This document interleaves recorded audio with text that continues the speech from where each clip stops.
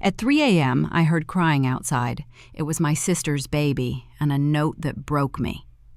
At 3 in the morning, I woke up to the sound of crying outside my apartment door. When I opened it, there was a baby, my sister's baby, wrapped in a soaked blanket, and a note that broke me in half. 10 years later, that same sister came back with my parents and dragged me into court, trying to take the child I had raised.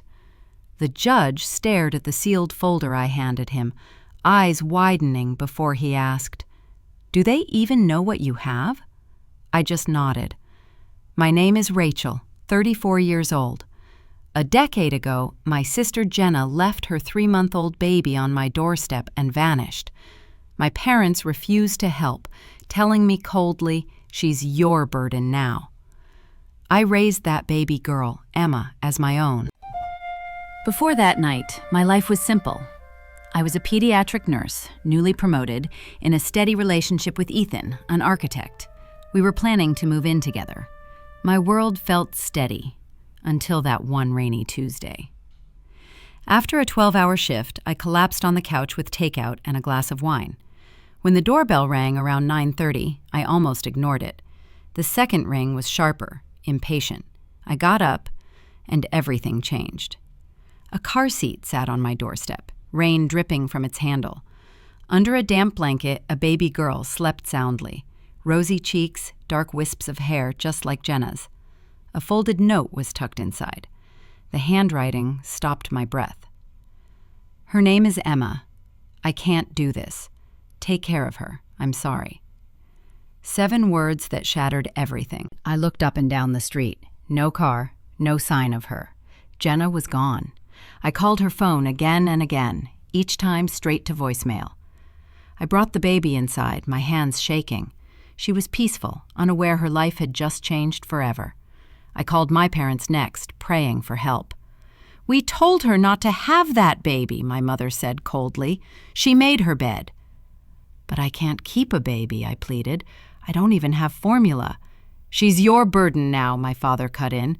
"We're done cleaning up after Jenna." They hung up. That silence was louder than any scream. A few minutes later, Emma began to cry, loud, hungry, desperate. I called Ethan, hoping he'd help. "A baby?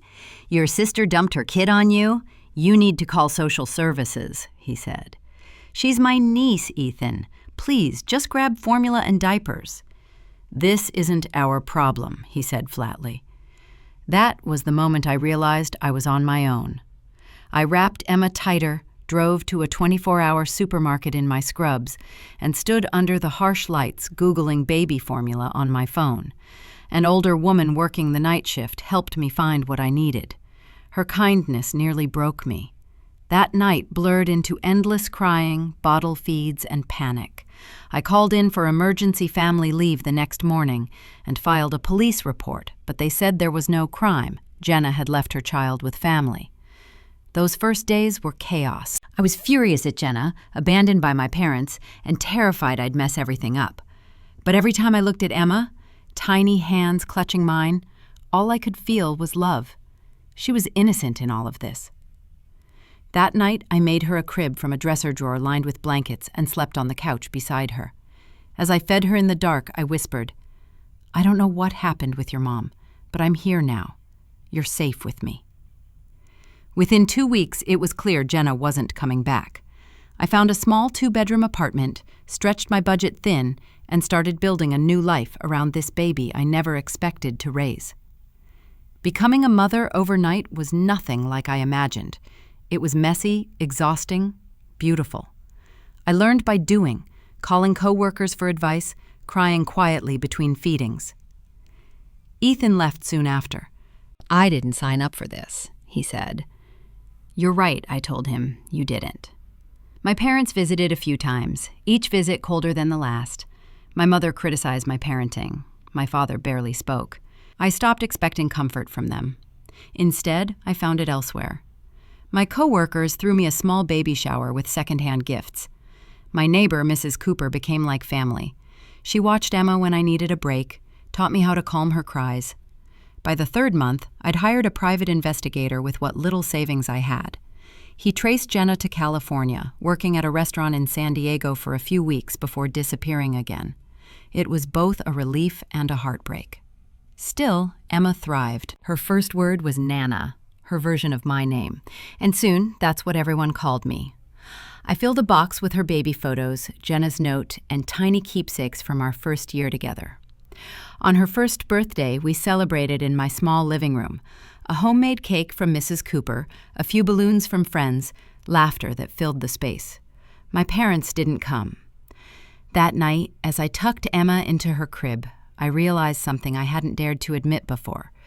Despite the exhaustion, the sacrifice, and the fear, I couldn't imagine my life without her. She wasn't my responsibility anymore. She was my daughter in every way that mattered. In just 1 year, the baby who had arrived on my doorstep as a responsibility had become the center of my world. I wasn't caring for her out of obligation anymore. I loved her, deeply, fiercely, as if she'd been mine from the beginning. "Happy birthday, sweet girl," I whispered, kissing her forehead that night. We made it through our first year. Here's to many more. 5 years passed faster than I could have imagined. Emma started kindergarten, and I felt both proud and wistful watching her walk into that classroom with her tiny backpack. Our mornings had become a well-rehearsed dance of breakfast, hair brushing, and last-minute shoe hunts. She'd wake me early, climbing into my bed with her stuffed bunny, firing off questions before I was even fully awake. "Nana, is it library day? Can I wear my star shoes? Will you make pancakes with blueberry smiles?" By then, I had switched jobs, working as a school nurse. The hours were easier, the holidays matched hers, and though I missed the adrenaline of hospital work, the trade-off was worth it. My focus wasn't on climbing any ladder anymore. It was on giving us a steady life. Our small apartment had turned into a real home. Walls covered with Emma's drawings, shelves cluttered with art projects and framed photos from every stage of her growing up. She was endlessly curious, endlessly creative. She could spend hours building entire worlds from blocks, crafting stories for the people who lived in them. We had our traditions, movie nights every Friday with popcorn and blanket forts, and park visits every Sunday morning. Those simple routines became our heartbeat, quiet proof that we were a family, no matter how it started. As Emma grew, so did her questions. She'd sit beside me one evening and ask, "Why didn't my real mom stay?" I always told her the truth, gently. "Your mom, my sister, wasn't ready to be a mommy, but she made sure you came to me because she knew I would love you." "Will she ever come back?" she asked once, eyes wide and hopeful. "I don't know, sweetheart," I told her honestly. "But no matter what, you and we're a family." To help her understand, I made her a small picture book about families, some with grandparents, some with one parent, and some, like us, built from love instead of blood. My parents stayed distant, visiting a few times a year, always with judgment tucked between polite smiles. My mother brought gifts Emma didn't want, pink tutus for a child who preferred dinosaurs, and drawing sets. "She should be in ballet by now," she'd say. My father barely engaged, asking short questions and offering shorter answers. Emma, usually so talkative, would go quiet around them. Dating was impossible. Every time someone seemed interested, they'd pull back once they saw how much my life revolved around Emma. I stopped trying. She was my priority, and that was enough. I found connection elsewhere, at a single parents group that met once a month. We swapped stories, advice, and sometimes just exhaustion. Emma grew close to the kids from that circle, and together we built our own chosen family, one made of understanding, not judgment. Money was always tight. I took on evening telehealth nursing shifts after Emma fell asleep, saving every extra dollar for her future. It meant less rest, but the growing savings gave me peace of mind. When Emma turned 6, I surprised her with a trip to Disney World. Watching her face light up as she met her favorite characters made every sleepless night and sacrifice worth it. She came home with a little princess crown, and I came home with a reminder of how far we'd come. Her love for art blossomed soon after. Her kindergarten teacher told me she had an unusual eye for detail, and I encouraged it, buying sketch pads, taking her to the local art museum on quiet afternoons. She'd spend hours drawing the two of us together, always inside a big, colorful heart. 5 years after that rainy night, I looked around our small apartment. Children's books stacked on the floor, crayon marks on the fridge, and my schedule full of school events, and realized nothing about my life matched the plan I once had. But I didn't miss any of it, not for a second. One afternoon, Emma ran into the kitchen holding a drawing, 2 figures, one tall, one small, surrounded by a red heart. "Look, Nana," she said proudly, "it's us. Miss Jensen says some families are made from blood and some are made from heart. We're a heart family." Tears stung my eyes as I hugged her. "Yes, sweetheart," I said softly. "We are, and that's the best kind there is." 4 more peaceful years passed. School days, holidays, laughter, and ordinary moments that built the life I'd never expected but couldn't imagine losing. Then one evening, as I helped Emma with a school project, my phone rang. The number was unfamiliar. I almost didn't answer. "Rachel? Rachel?" The voice on the other end was shaky but familiar. "It's Jenna." My hand went cold around the phone. After all these years, she was back. Amanda sat across from me, her hands trembling slightly as she spoke. "I was terrified Emma would have health problems because of me," she admitted. "When she seemed healthy, I thought I could manage, but after she was born, I fell apart. The depression hit so hard I started using again. That night I brought her to you. I'd been high for days. I knew if I kept her, I'd hurt her. Leaving her with you was the only good thing I did." Her voice cracked. I showed her photos on my phone, Emma's first steps, her preschool graduation, her Halloween costumes, all the birthdays and Christmas mornings she'd missed. Amanda's eyes filled as she scrolled through the years she wasn't there. "She's beautiful," she whispered. "So beautiful. And happy. You've done an incredible job, Rachel." My emotions twisted between anger for what she'd done and a cautious, fragile hope that maybe, just maybe, Emma could have some connection to her birth mother. We talked for hours, slowly untangling a decade of silence. Finally, Amanda said softly, "I'd like to meet her, if you think that's okay." After speaking with a child psychologist, I agreed. We arranged a meeting at a children's museum so Emma would feel comfortable. I explained gently that her birth mom had been very sick when she was little, but was better now and wanted to meet her. "Nothing's changing," I told her. "You and I are still us, but maybe Amanda can be like an aunt." When the day came, Emma clung to my hand as Amanda approached with a shy smile. "Hello, Emma," she said softly. "I've wanted to meet you for a long time." "Hi," Emma whispered. "Nana says you're her sister." "That's right," Amanda said, "and I'm also your birth mom. You grew in my tummy before you were born." Emma thought for a moment. "But Nana's my real mom," she said firmly. "She loves me, helps me with homework, and makes soup when I'm sick." Amanda's eyes glistened, but she smiled. "You're absolutely right. You're very lucky to have her." Over the next few months, Amanda began visiting regularly, at first under supervision, then gradually on her own. She respected my boundaries, never overstepped, always asked before suggesting anything new. I almost started to believe we could make this work, for Emma's sake. Then, 6 months later, Amanda told me she and her husband Thomas were moving to our city. "We want to be closer to Emma," she said over coffee, "to be part of her life." I wanted to see it as a good thing. More love for Emma could only help, right? So I invited them for dinner.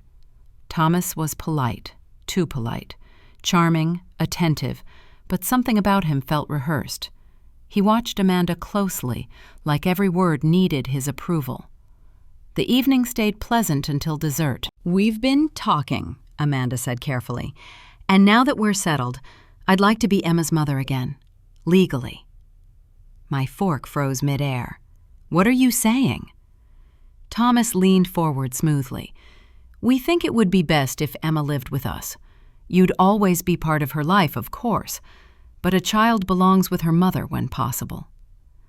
"I am her mother," I said quietly, glancing toward the living room where Emma was showing her art supplies to him minutes earlier. I've been her mother for 10 years while you were gone." Amanda's voice was soft but firm. "Biologically, I'm her mother," Amanda said softly but firmly.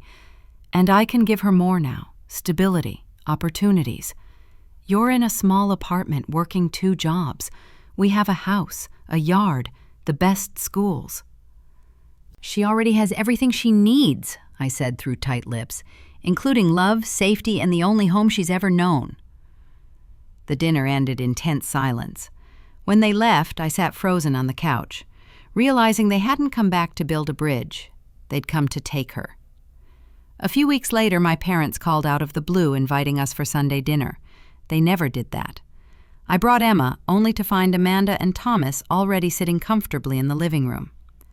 My mother beamed like we were one happy family again. "Your sister's told us everything," my father said over dinner. "Her recovery, her marriage, her wish to be a proper mother again. She's turned her life around." I stared at them. "How long have you known where she was?" They exchanged glances. "About 3 years," my father admitted. "Amanda wanted to get herself together before reaching out." 3 years? They'd known all along. "And you never told me?" "She asked us not to," my mother said defensively. "And now that she's ready, we think it's time Emma's with her real mother. Blood is blood." The betrayal hit like ice water. They had chosen sides, hers, not mine. I stood abruptly. "We're leaving. Emma, get your coat." "But Grandma said I'm staying for dessert," she said, confused. "We'll get ice cream on the way home," I told her, forcing a smile. In the car, she stared out the window in silence. Finally, she whispered, "Nana, Grandma said I might live with Aunt Amanda. Is that true?" My heart clenched. "No, sweetheart. You live with me. This is your home." "But she said my real mom is Amanda." I pulled the car over and turned to face her. "Listen to me. You and I, we're a family. That's never changing. I promise." "Cross your heart?" she asked, tears welling.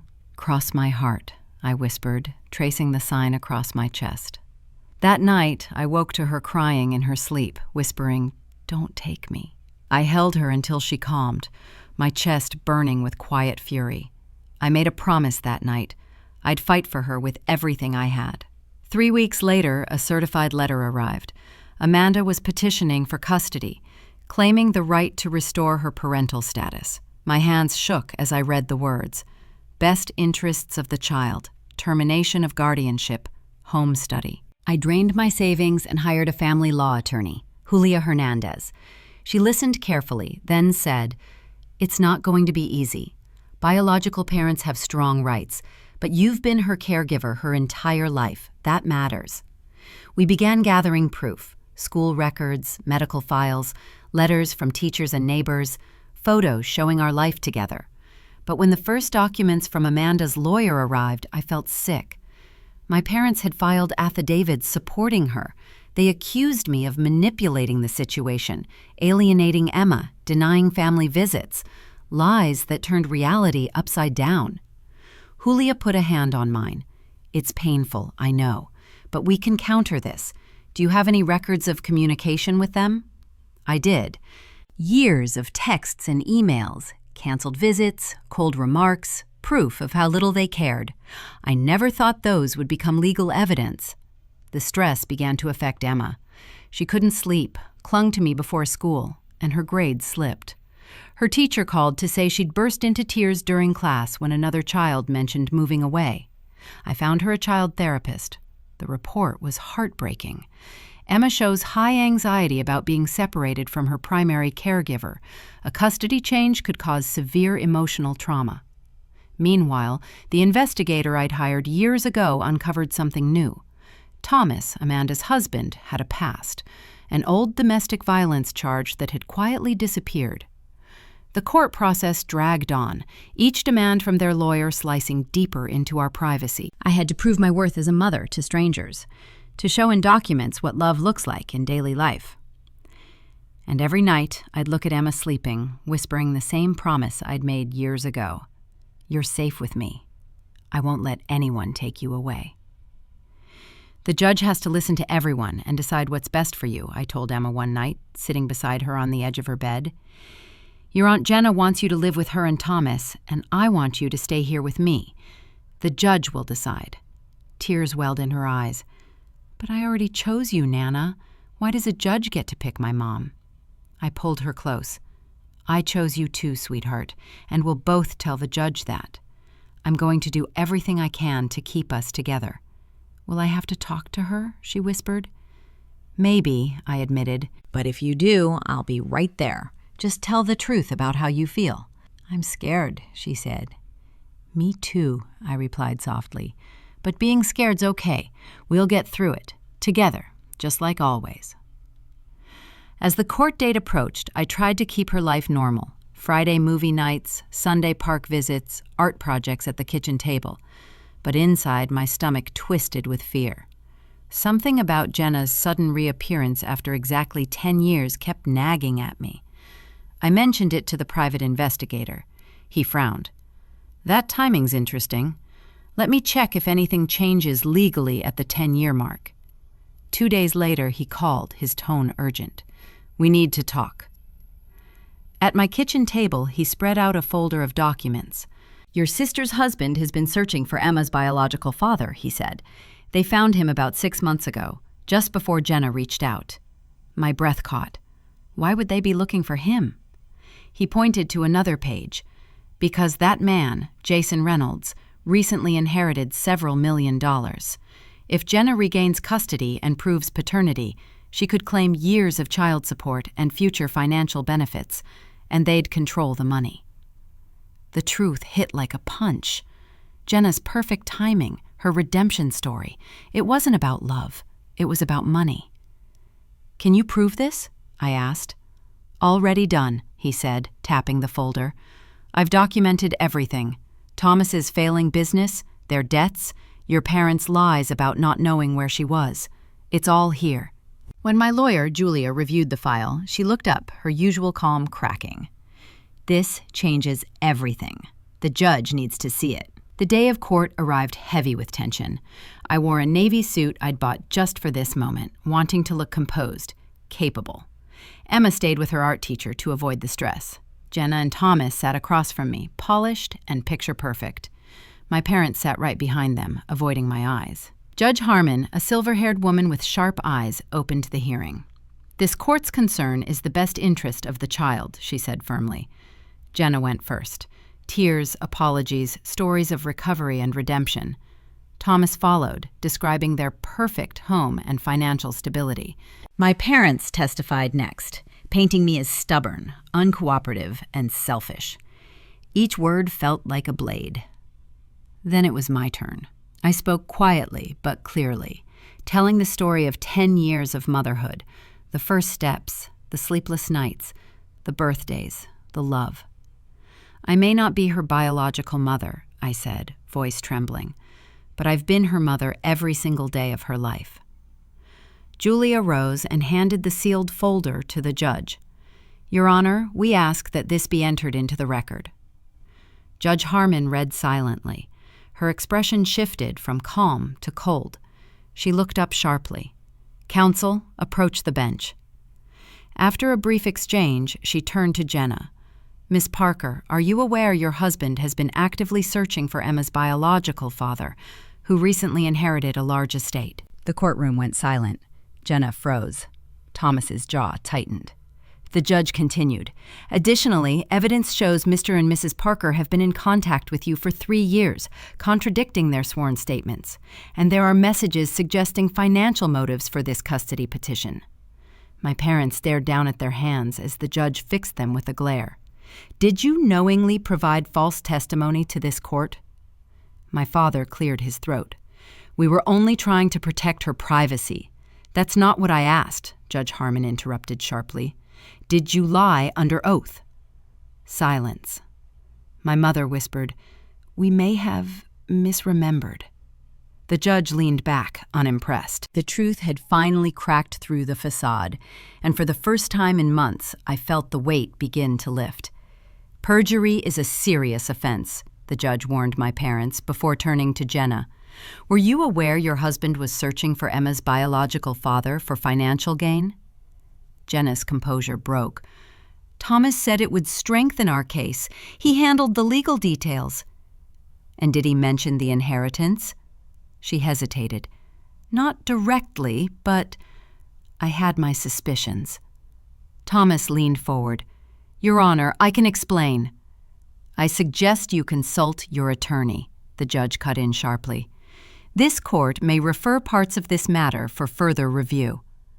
The courtroom fell into heavy silence. Jenna's carefully crafted image had shattered, and for once, no one dared to look at me. After a short recess, the judge returned with her ruling. Having reviewed the evidence and testimony, this court finds the petitioner's motives questionable and influenced by financial interests rather than the child's welfare. She turned toward me, her tone softening. Ms. Parker, the evidence clearly shows you have provided a stable, loving home for Emma. The best interests of the child are served by maintaining that arrangement. Then she looked back at Jenna. The petition for custody is denied. Limited supervised visitation will be permitted under family services. Relief flooded through me so suddenly, I nearly broke down in my seat. Julia squeezed my hand, whispering, "You did it." When it ended, Jenna approached, her face streaked with tears. "I never meant to hurt you, or her," she said.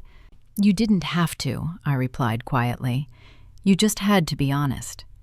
Then I walked out of that courtroom and into the sunlight, free to keep being Emma's mother without fear. When I picked Emma up from her art teacher's house, she ran straight into my arms. "What did the judge say? Do I still live with you?" I knelt down and smiled through tears. "Yes, sweetheart, you're staying with me, always." She hugged me tight. "You promised, and you kept it." "I'll always keep my promises to you," I whispered, breathing in the scent of her hair and feeling the weight lift at last. That night, we celebrated with pizza and ice cream, laughing like we hadn't in months. The nightmare was over.